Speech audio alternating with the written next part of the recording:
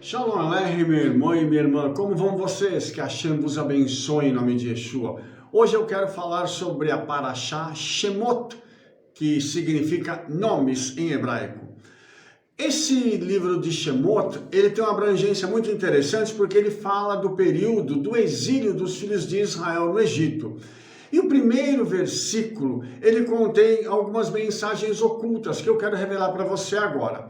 Primeiro, é que quando você lê ele diz assim, Shemot Bnei Israel Habaim. Nesse versículo, nessas 4 palavras em hebraico, nós temos a seguinte pista da promessa que o Eterno estava fazendo a Israel. Se você pegar cada uma das primeiras letras dessas 4 palavras em hebraico, nós temos o termo Shiviá, que significa cativeiro.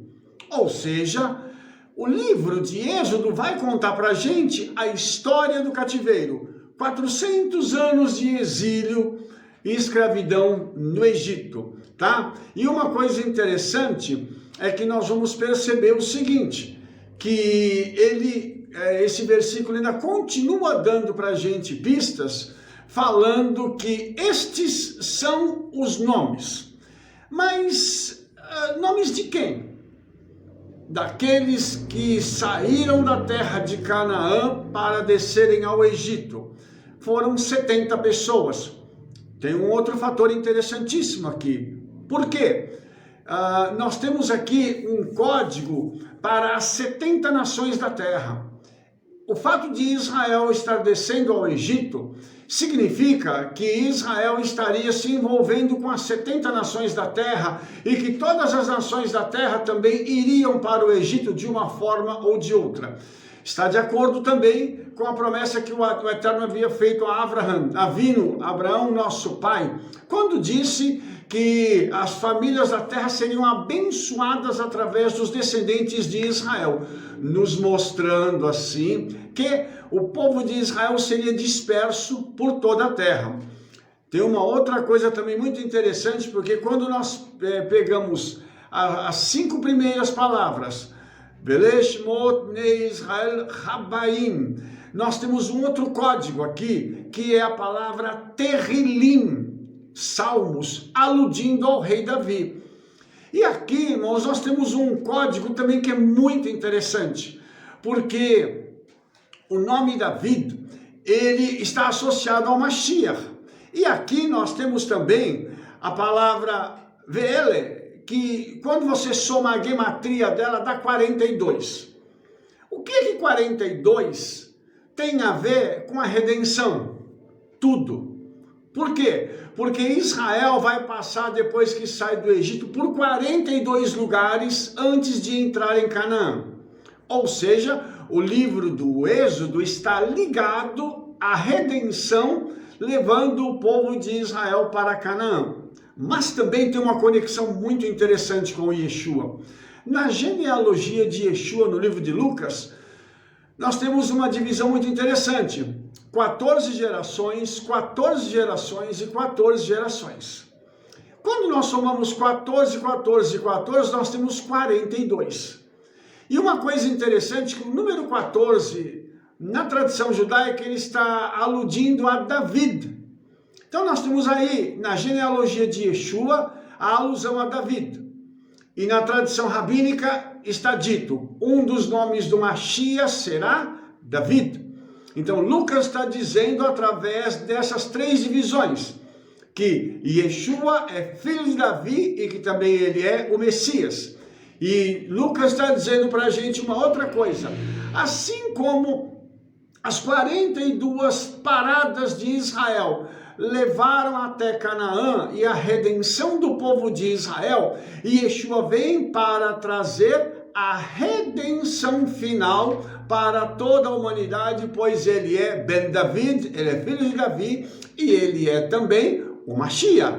Então aqui, nessa pequena introdução, nós já temos esse amontoado de informações que vão nos mostrar como esse livro de Shemot é profético e como ele aponta em todos os momentos para a redenção. e também para Yeshua. E você vai ver ao longo desse livro quantas vezes Yeshua vai se manifestar no meio do povo de Israel de várias formas diferenciadas.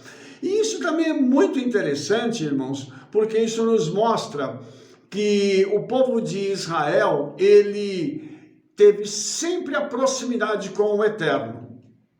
Sempre. O povo de Israel foi guardado pelo Eterno, o Espírito do Eterno esteve sempre acompanhando o povo de Israel. E agora, quando nós falamos sobre essas 70 almas que desceram do Egito, de Canaã para o Egito, nós temos a alusão a outras coisas que eu quero mostrar para você aqui de uma forma bem rápida. Por quê? Porque essas almas que desceram de Canaã para o Egito, ela está ligada com 70 laços significativos com as porções da Torá, tá? A tradição rabínica diz que a Torá, ela tem 70 faces, ou seja, 70 significados diferentes, tá? Moshe ensinou a Torá, segundo a tradição judaica, em 70 línguas, ou seja, a Torá foi ensinada para todas as nações da terra. O Sinédrio, ele tinha 70 rabinos, tá? As leis da natureza são 70. A palavra Yaim, vinho, em hebraico, tem um valor numérico de 70. A palavra Sod, que é segredo, tem um valor numérico de 70. A palavra Adão e Havá, ou Adão e Eva, eles também têm um valor numérico de 70. Então, Adão e Eva dariam origem a toda a humanidade. Olha só que coisa interessante. Avivei-me, meu pai e minha mãe, tem um valor numérico de 70. Novamente, ligando com Adão e Eva, que foram nosso pai e nossa mãe, que também deram origem a todas as pessoas que existem hoje, e aquelas que já existiram e também aquelas que ainda existirão. Então você percebe que todos estes movimentos que nós estamos vendo aqui, eles estão nos mostrando quanta coisa interessante tem. E lembrando que quando você pega o número 70 e você reduz 7 mais 0, dá 7, tá? Então o 7 é o número de plenitude. Aí você vai me dizer assim, mas Rabino, no Êxodo teve plenitude? De tudo. Plenitude de libertação, plenitude de redenção, plenitude de milagres, plenitude da presença do Eterno, entre outras coisas.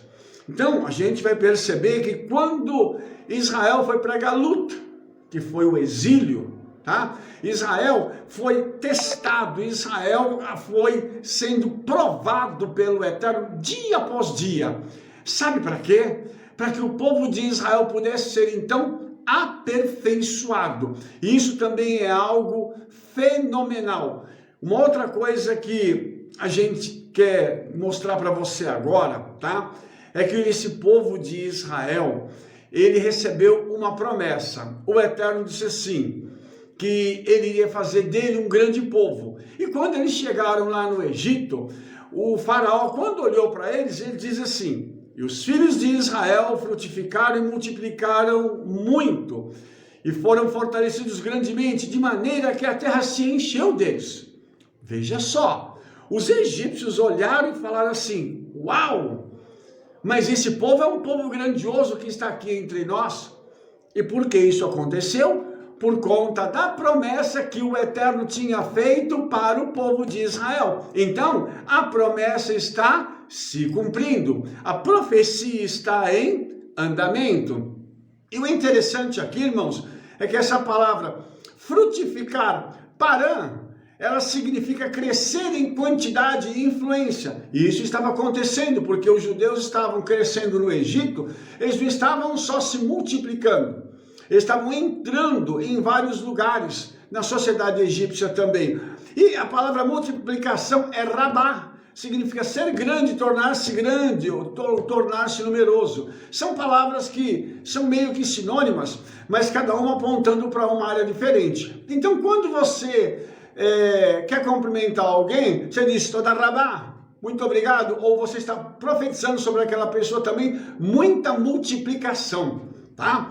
Então, o povo de Israel, ele se tornou um povo forte, ele se tornou um povo poderoso no Egito, e o faraó foi tirando os privilégios do povo de Israel, que tinham sido adquiridos através de Yosef, que fez com que o povo de Israel tivesse um lugar de destaque. Levaram eles para Goshen, para um lugar maravilhoso, onde eles estavam salvos da idolatria egípcia, estavam salvos de todos aqueles que queriam mal a Israel. Por quê? Porque Yosef havia salvado o Egito da destruição. Então, nós temos aqui uma outra questão muito interessante, tá? Levanta-se um novo rei que não conhece a Yosef. E esse rei, ele começa então a olhar de uma forma diferenciada para o povo de Israel. E ele diz que esse povo era mais forte e poderoso do que o próprio Egito, o que causa um mal-estar muito grande a eles. E sabe por quê? Porque eles já reconhecem a superioridade de Israel, não só numérica, mas uma superioridade espiritual. Eles vão enxergar em Israel um povo espiritualmente poderoso. E isso precisa ficar claro, irmãos. O povo de Israel sempre se destacou em ambas as áreas. Não é só na área mental, não é só com o trabalho, não é só trazendo evolução para a humanidade. Mas espiritualmente o povo de Israel sempre foi um povo grande. Tanto que nós demos origens aos profetas, demos origens a grandes homens de Deus que se levantaram na história, demos origem a Yeshua. Yeshua é judeu. Os discípulos de Yeshua que vieram depois dele para trazer uma grande revolução espiritual sobre a vida da humanidade. Então, tudo isso contribuiu para que o povo de Israel fosse reconhecido no Egito, e isso acabou impactando a vida daquelas pessoas. E por quê? Porque eles olharam e disseram o seguinte: esse povo é muito grande, ele é muito numeroso e poderoso. Nós temos que dar um jeito nesse povo. E olha que coisa interessante, irmãos. Hoje o povo de Israel, se formos falar daqueles judeus que são considerados, judeus mesmo, fora aqueles que perderam a sua identidade e que em Israel e em outros lugares não os consideram judeus, mas que são judeus de fato e de verdade, hoje o povo de Israel continua sendo a minoria no mundo, mas continuamos sendo os grandes influenciadores do mundo, inclusive espiritualmente, porque o povo de Israel carrega uma unção, carrega algo sobre si para poder influenciar o mundo espiritual. Os nossos rabinos, os nossos sábios, os nossos colegas de ministério carregam sobre si algo espetacular que tem a condição de influenciar o mundo. Por isso é muito importante que nós entendamos que nós fomos chamados para isso. Não só naquela época. O povo de Israel era um povo forte e um povo poderoso em todas as áreas. Nós também hoje devemos ser um povo forte e um povo poderoso em todas as áreas. Não é só materialmente, financeiramente, na nossa inteligência, mas principalmente a grandeza espiritual. Devemos ser homens e mulheres grandes espiritualmente falando. E isso, irmãos, passa por uma vida de conhecimento da palavra, passa por uma vida de oração, passa por uma vida de obediência às escrituras. E isso hoje precisa ser ensinado, precisa ser dito, as pessoas precisam voltar a obedecer. Nós não precisamos, irmãos, de crentes de quinta categoria. Nós precisamos de homens e mulheres que sejam fortes, que sejam poderosos, espiritualmente falando, que sejam resistentes a todos os ataques de Satanás. Por isso é importante a gente cumprir mandamento, a gente pegar a palavra e dizer assim: eu vou obedecer, eu vou seguir aquilo que o Eterno está me dizendo. Sabe por quê? Porque nós recebemos um mandato do Senhor, que é para nós sermos um povo obediente. E isso faz com que nós sejamos diferenciados em todos os lugares por onde nós andarmos. Uma outra coisa, o inferno sempre tem uma estratégia para tentar enfraquecer as nossas vidas. Qual é a estratégia? A aflição.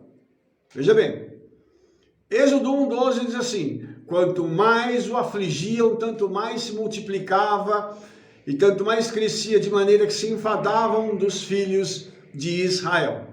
Tá? O povo egípcio tentou oprimir o judeu, afligir o judeu. E eu vou dizer uma coisa para você: essa tem sido uma ferramenta de uso constante de Satanás. E ele vem afligir a gente em várias áreas.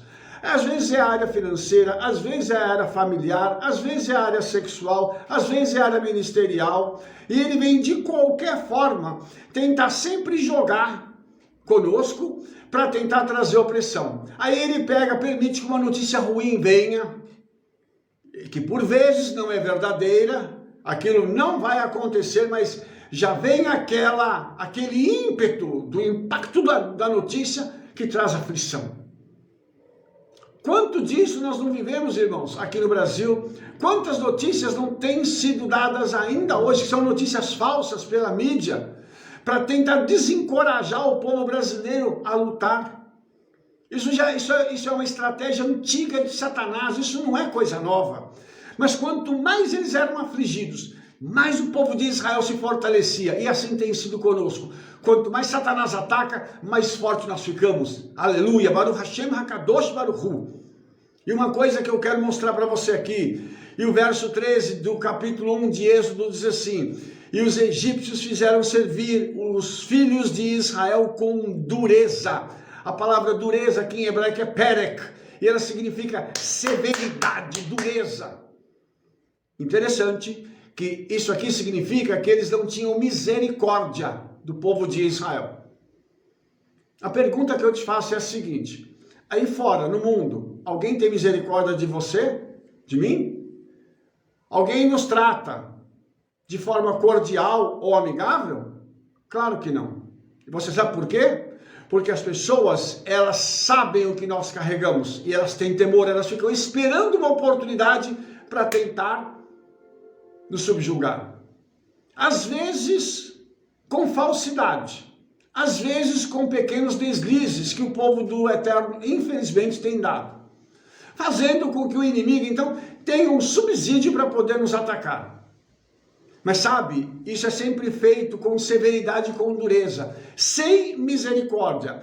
E aqui é uma coisa bem interessante, porque isso faz parte, do treinamento. Isso faz parte do treinamento e diz assim: olha, vocês vão ser treinados, vocês vão ser aperfeiçoados, porque quanto mais o inferno vier sobre vocês, maior vai ser a vitória de vocês e maior vai ser a glória.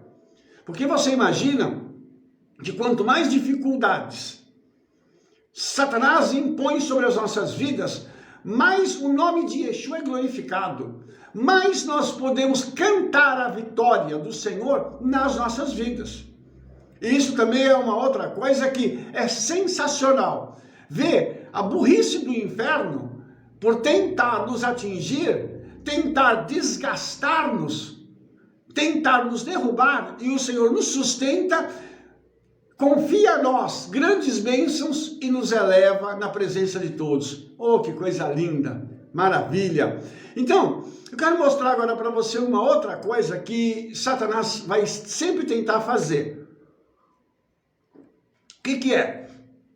Matar. A Bíblia diz que o nosso adversário faz 3 coisas bem: roubar, matar e destruir. Êxodo 1, 15 a 17 diz assim: e o rei do Egito falou às parteiras das hebreias, das quais o nome de uma era Sifrá e o nome da outra era Puá, e disse: quando ajudares no parto as hebreias e as virdes sobre os assentos, se for filho, matai-o, mas se for filha, então viva. As parteiras, porém, temeram a Elohim e não fizeram como o rei do Egito lhes dissera, antes conservavam os meninos em vida. Olha só que coisa tremenda. Quando o diabo não consegue de um jeito, ele vai tentar de outro, e aí ele vai tentar matar, porque essa é uma das estratégias dele. Só que ele vai usar outras pessoas para poderem operacionalizar a estratégia dele de morte. E aqui, irmãos, é morte física. Aqui ele vai tentar matar de todos os jeitos. E uma outra coisa, conosco isso acontece quando a gente vai para um hospital, quando a gente vai precisar de algum remédio e às vezes o médico receita algo que você nem precisa tomar, mas que aquilo vai causar um efeito colateral terrível e pode até te levar a óbito. Vai piorar, você toma um remédio, ao invés de melhorar, piora. Então isso aqui também é uma outra coisa interessante, porque a estratégia do diabo passa por tudo isso. O diabo vai usar todas as ferramentas e os instrumentos que ele tem para nos matar. Só que ele se esqueceu de uma coisa que é fundamental. Quem está no controle da vida não é ele, é o nosso Mashiach chamado Yeshua. Ele controla a vida e a morte, o bem e o mal, a derrota e a vitória, o cair e o levantar. Então, essas mulheres aqui, elas temeram ao Eterno e disseram o seguinte: nós não podemos matar. Sabe por quê, irmãos? Quando uma criança morre, não morre só aquela criança, morre também com ela as gerações futuras. Por isso, eu gostaria que você entendesse o seguinte: todas as vezes que uma criança deixa de nascer, que ela é assassinada no ventre da sua mãe, ou fazendo um aborto, ou num acidente, ou de qualquer outra forma, aquela criança não está morrendo sozinha. As gerações futuras dela morrem junto, entendeu? Todas aquelas pessoas que viriam ao mundo através daquela criança estão morrendo também. Então, o que é que Satanás queria fazer? Sabendo disso, Satanás já queria evitar que houvesse uma linhagem para o Mashiach.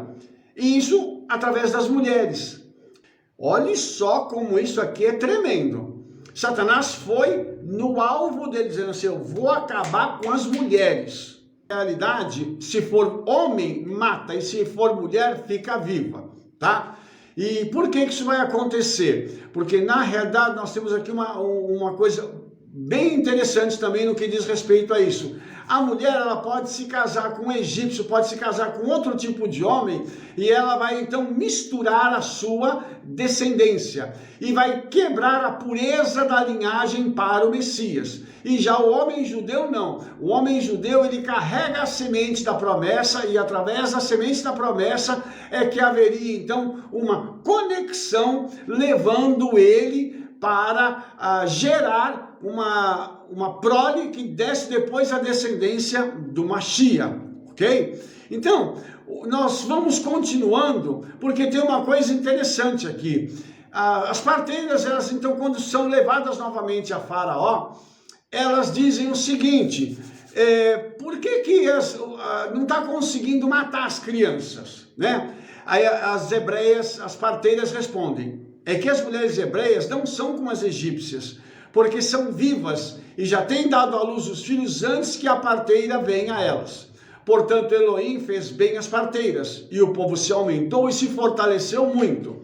E aconteceu que, como as parteiras temeram a Elohim, estabeleceu-se casas. Eu queria mostrar agora uma outra coisa para você aqui, nessa conexão aqui, tá?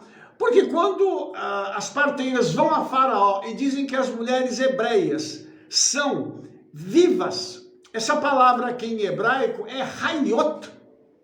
E a palavra hayot, ela significa viventes e pode significar também animais. Num sentido comum da palavra, numa interpretação mais grosseira, as mulheres hebreias, então elas são como animais, elas não têm necessidade de ajuda para dar à luz, elas mesmas davam à luz, já pegavam o neném, cortavam o cordão umbilical, limpavam a placenta, faziam tudo. Mas, num sentido mais espiritual dessa palavra, esse termo hayot é o mesmo termo que nós temos lá no livro do profeta Ezequiel, quando fala daqueles seres celestiais que são os chamados de viventes. Então esses seres celestiais são aqueles que assistem diante do trono do Eterno. E eles vão aparecer depois, lá na frente também, no livro de Apocalipse, com essa mesma palavra se repetindo, eles são Hayot, são seres viventes, espirituais, seres poderosos que têm uma função de louvar, bendizer ao Eterno na sala do trono e nas mais altas regiões celestiais. Então, nós temos aqui um fato interessante. A mulher, ela carrega consigo uma propriedade na qual ela também tem essa função de ser um ser espiritual e ter um acesso mais fácil à sala do trono. Tanto que é verdade que a mulher, dentro da tradição judaica, ela não tem obrigação de ter os seus momentos de oração. Já o homem tem. O homem tem os seus períodos de oração. A mulher não. A mulher, ela tem um acesso mais fácil ao Eterno. E por isso, a mulher, ela tem uma conexão mais rápida e ela tem as suas orações ouvidas de forma mais rápida do que os homens. Isso também é uma outra condição espiritual muito interessante. Por isso, irmãos, nós temos que entender o seguinte: quando a mulher, ela pecou lá em Eva, ela precisou então de um outro aspecto para que ela pudesse trazer a redenção. Ela vai trazer a redenção através do nascimento de filhos e ela também vai ser mais forte espiritualmente falando, assim como também fisicamente. E por que isso? O homem, ele foi criado do pó da terra. O pó é frágil. A mulher foi criada do osso do homem. Osso é mais forte do que pó da terra. Então a gente vê, por exemplo, que uma mulher, ela dá à luz a uma criança, ela passa por todo aquele sofrimento, aquela dor, aquela angústia, e depois quando a criança nasce, ela, ai que lindo! O homem não suportaria passar por trabalho de parto. Então você vai perceber que a mulher, ela realmente espiritualmente e fisicamente, ela é bem mais forte do que o homem. E a gente percebe uma outra coisa também, irmãos, que a espiritualidade da mulher é muito maior do que a dos homens. Então, nós vemos que o Senhor deu essa condição para a mulher para que ela pudesse retificar a sua condição de ter aberto a porta para Satanás entrar, pecando, dando ao homem e fazendo com que toda essa tragédia viesse sobre a humanidade. Por isso, hoje a mulher tem essa condição de ser usada para a retificação do mundo. Isso também é algo que o livro de Êxodo vai mostrar para a gente de uma forma muito grande. A atuação de algumas mulheres, principalmente de Miriam, que é irmã de Moshe, em vários momentos onde ela vai agir e vai colaborar para que a redenção possa ocorrer da forma como o Eterno deseja. Por isso, irmãos, nós precisamos dar hoje bastante valor também para as mulheres. Entendemos o seguinte, que no judaísmo a mulher tem o seu lugar, ela não é um ser inferior, ela não é alguém sem importância, pelo contrário, ela é chamada de Eshet Ha'il, mulher virtuosa.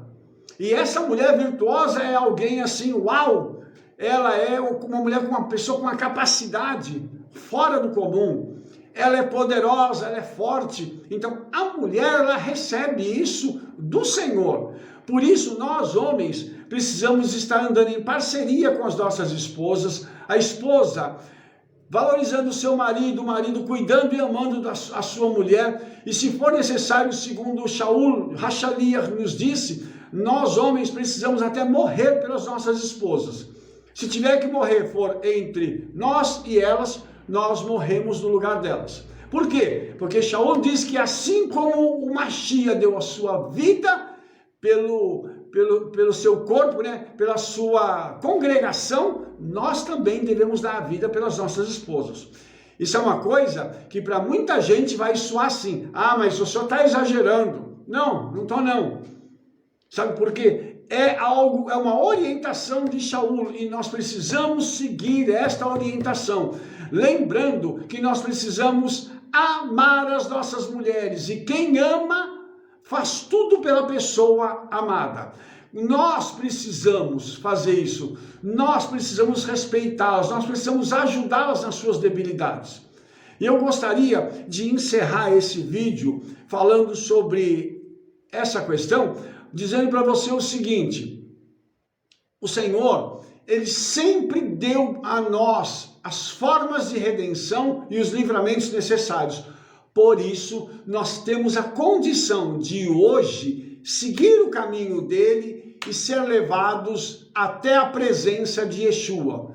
Então, não abra mão da sua espiritualidade, não abra mão, apesar da opressão, apesar dos ataques, apesar de tudo que acontece, não abra mão da presença do Senhor por nada. Não abra mão se Satanás enviar os seus feitores para bater, para tentar humilhar. Não abra mão disso. Não abra mão de ser um instrumento nas mãos do Senhor, ainda que dentro da sua família Satanás use pessoas para tentar te envergonhar. Não abra mão, porque o povo de Israel aqui, que ficou firme, eles vão clamar, eles vão orar, eles vão chorar, e por fim o Senhor vai enviar o Redentor. E quando a redenção vem, os céus se abrem e grandes milagres começam a acontecer. E nós vamos falar sobre isso também na próxima paraxá. Mas em nome de Yeshua, nós estamos vivendo hoje num mês de milagres. Que muitos milagres aconteçam na sua vida e que em nome de Yeshua, toda bênção, toda unção e toda palavra profética venha sobre sua vida, te alcance e te traga a libertação necessária para a glória do nome de Yeshua HaMashiach, o Rei de Israel. Se você gostou desse vídeo, dê um like aí, favorite, clica no sininho para receber as nossas recomendações e fale para todo mundo do trabalho que nós estamos fazendo. Espalhe esse vídeo pelo Brasil inteiro. Nos vemos no nosso próximo vídeo, ok? Um beijo no seu coração.